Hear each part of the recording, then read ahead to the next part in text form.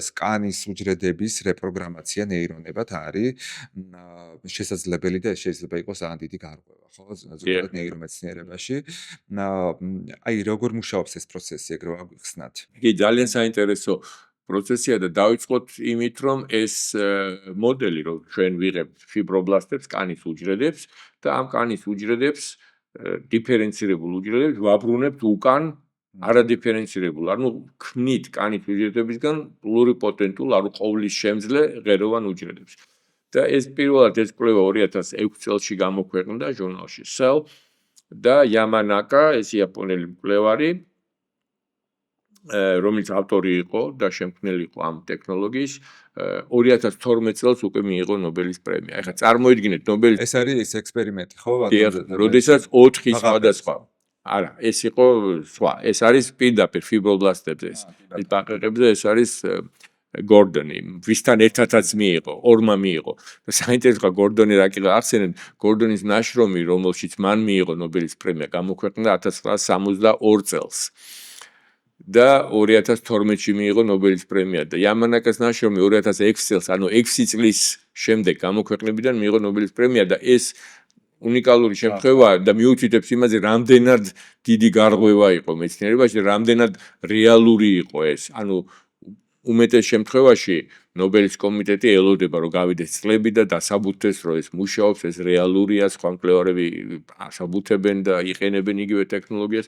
აქ კი ზუსტად 6 წელიწადში უკვე იმდენად მნიშვნელოვანი პროცესი აღმოაჩინა Yamanaka-მ და პროცესი მდგომარეობს რაში?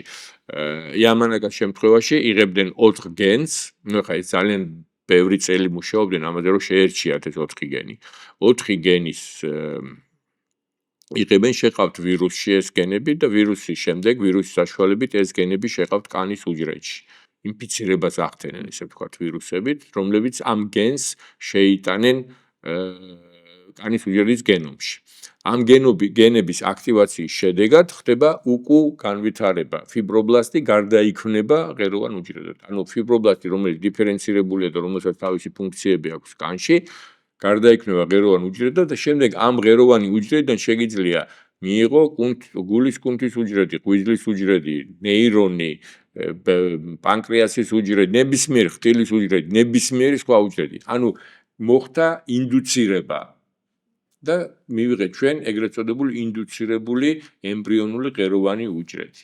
ანუ რომელიც რეალურად ზუსტად იგივეა, რაც თქვათ ბლასტოცისტიდან ამოღებული ღეროვანი უჯრედი. და დღეს ჩვენ გვაქვს ორი წყარო, ანუ რეალური ემბრიონული ღეროვანი უჯრედი და ინდუცირებული ემბრიონული ღეროვანი უჯრედი, რომელიც უკვე ნებისმიერი ჩემგან თქვენგან შეიძლება ბიოფსიით პატარა კანის ნაკუწი ავიღოთ და ამ კანისში არსებული უჯრედებიდან მივიღოთ ამ ტიპის ინდუცირებული. ანუ ის პრობლემა, რომ ღეროვანი უჯრედების მოპოვება იყო პრობლემა.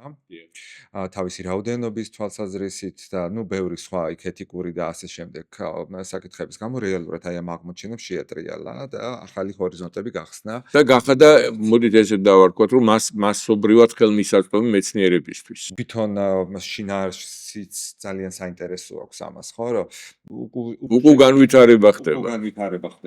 რაც არ ვიცი. ანუ რეალურად ბუნებაში განვითარება ხდება მარტივიდან რთულისკენ, უფუნქციოსგან სპეციფიური ფუნქციისკენ და აქ არის რევერსია მოხდა, ანუ უკუ სვლა მოხდა განვითარების.